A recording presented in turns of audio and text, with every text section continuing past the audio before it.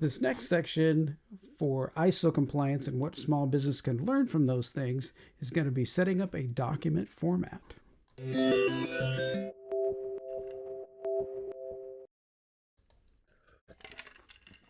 there, everybody. This is Tom with Tom's Tech Show. I have started a series about ISO compliance and small businesses.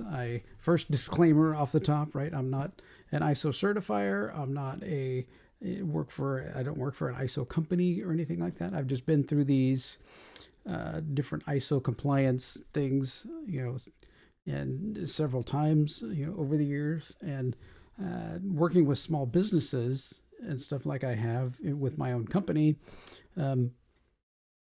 I've tried to take what we learned from this heavy big business compliance and see what we can do to benefit small business. I mean, there's always been backups and routers and configurations and stuff and remote access and all these different things that big businesses do all the time, quickly, easily, securely.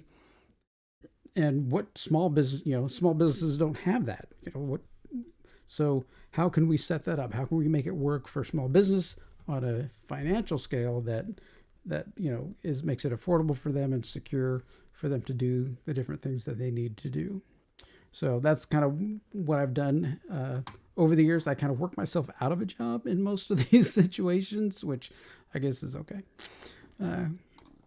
Okay, so we decided last show to move to using Microsoft OneNote. It's a company that's going to be around. The program that they provide is free, so that's another good cost thing, and it really flows into creating these documents and everything that people can see, that people can easily review. And here we've got a couple different things, like we have an acceptable use policy, a password policy, and we've created the procedures, evidence. We kind of went over that last time and what those folders and stuff are for.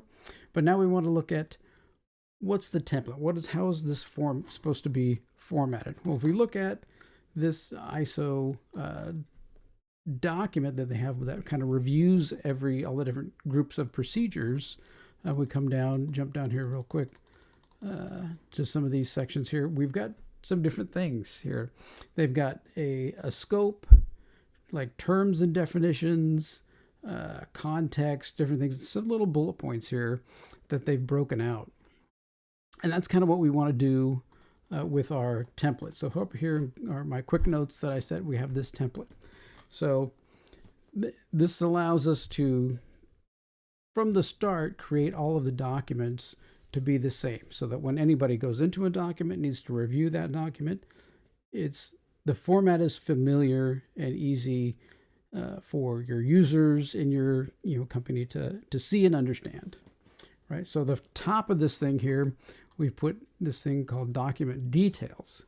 Now, created by who's like kind of the master that created it. I mean, people will come and go in the company, and it's kind of nice to know who started it, if they had a certain format or certain wording that you had, and then a new person comes on to take over and they say, oh yeah, Joe was always putting these words in that we're changing from. So you can go and look for all the documents that person created and update that information. The document name that you're giving it, a version to start, it's always good to have. I mean, the OneNote will, if I come here and say showed page versions, it'll actually show me the versions of this page, right? It'll help me to, continue with updates and say, didn't we have these words back in a certain version? And you can go back and look at those. So that's another nice thing about using OneNote, that it does keep those page versions updated for you, but it's nice to have it here where you can see it and you can create your own versioning number, 1.0, 1.1, whatever you want to do. Then we have document history. So this is all brought down from, if you're going to eventually move to like ISO or SOC 2 or one of those type of compliance things, you need to have history of how it was updated, things like that. So this will be, what date it was updated, who updated it, did that generate a new version of the document, and what was actually changed in the document. The version is kind of important for your users. Like, so if you have an acceptable use policy and you the first time you went through it, your password was only 8 characters. It was your requirement, and then later you decided, well, we need to have it be a little more secure, so we're going to have it be 12 characters. That creates an edit, which you put in a date, who changed it and updated it, and then the version and say, okay, we changed the password requirement from 8 to 12. Well, then you need to know who hasn't seen this new version and update. So we're going to, at some point, we're going to create like a sign-off sheet for your employees, and you'll need to put, it'll have their signature, the documents and the signature and the version that they signed off on. So that later, when you go up and say who hasn't, updated that, then you can go in and have them go and view it and sign with the new updated version.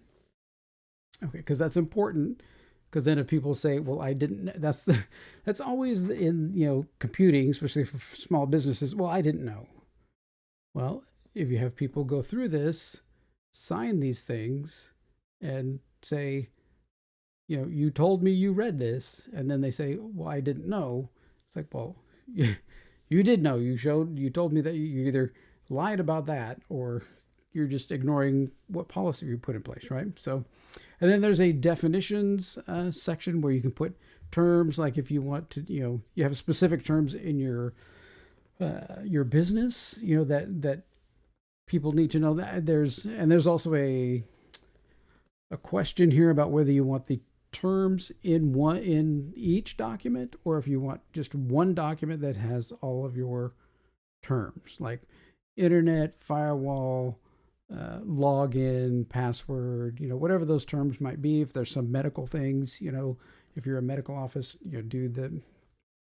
have the medical, terms that you want in there defined so that everybody knows, what all the terms and what you're talking about.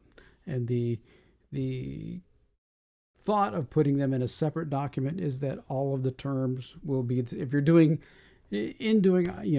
compliance, right, you need all of the terms need to be defined the same across all documents. And when you've got in a compliance policy procedures, upwards of 100 documents, then it's better to put the terms and definitions and stuff in one document.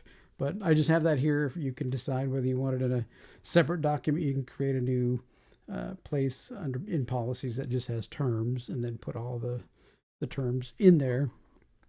And that would be, kind of a different way to do it. You can do it either way, right? If it's a small business and you're never going to do compliance, then just put your terms in there that, define whatever you're doing, then it's not going to be. And later you could potentially, if you wanted to do some type of compliance, then you could pull those out, just have somebody go through the documents and pull them out. Okay, so now we're down to the actual meat of the document, which is our purpose, which we lay out and define what this document is about. Like, it's an acceptable use policy, then it would say this document defines, right, the acceptable use policy of users utilizing their computers. And this applies to, applying to everyone in the company. And that's kind of the scope, is like, who does this apply to in the scope? This applies to all users in the company, on site or at home, wherever they're working from. This applies to them. Then the actual policy. This is where the meat of everything comes in, which is like this number 3 here, policy. And you can change these numbers. Like if you have something that has some management things or anything in that, you can add and put these numbers in different orders, or not different order, but if you have to add a section in there for who this pertains to, or what management has to do that. If you're big enough to have like management stuff in your company, you can do that, like an authoritative thing inside there. But for these, we're going small business and we're going simple. Okay, so the policy, the actual text of the policy. So that would be, if we're doing an acceptable use policy, that means, right, no bad like adult stuff. Don't use it for your personal email. Don't use this for messaging your friends. Don't jump on Facebook for 5 minutes. Any of those kinds of things on the company computer. So, and there'll be more, and you can add and remove and edit them as you go. But that's where the big meat of the policy is, and what you want to do and what you want it to say. So that you hopefully that'll end up being like at least a whole page for an acceptable use policy for a small business. And then enforcement. So this is the fun part, right? What if somebody doesn't follow the policy? So they've been given the policy, they signed the little sheet and put the policy number on that, version number on there, and the date and all that, and you have that with you, and they break the policy. They do something, they jump on Facebook and they're looking, and somebody looks over and say, you're not supposed to be on Facebook. Right? So then we have to deal with consequences of what that is. So are you verbal warning, then employee file warning, employee write-up and put in their employee file, and then termination. You can say how much, where you want to go. I would say, in order to give the policies some teeth, that always in the end, like you can go 2 verbal warnings, a write-up, and then termination. Like it has to be termination in the end of it, because otherwise the policy has no teeth. It doesn't mean anything. It's like, if all you say is, we'll warn you. Okay, well, if all there is verbal warnings, then it's like, I'm just going to do whatever I want and not, and not worry about, what the policy says. So it has to have some teeth in it. And then you have to, apply that evenly across your small company, and be able to enforce and run these policies. Okay, well, that is the kind of the format. I'm going to try and find a way to share this OneNote with everybody, so that you can kind of follow along. And if you want to make copies and use some of this stuff yourself, free and openly, this is here to help small business, right, and help them do the things that they need to do. So that's going to be, I'm going to work on that on the other side. So, but that's how most documents are laid out, and then we'll go over some different start going over the different sections probably in the next video for acceptable use, password, all that kind of stuff. And we'll start building all of these templates and building all of the formats and documents and everything. And hopefully, once we get down to the end of this, it'll be a fairly good set of policies and rules and procedures that you can take and customize, for your own business. So, none of this is really, other than what you do, none of this is really legally binding from my perspective. It's how you apply it and how you customize it and put it out there, right? So, all right. Well, thanks so much for watching this video, and be on the lookout for more videos in this series. It's probably going to be 7, 8 videos.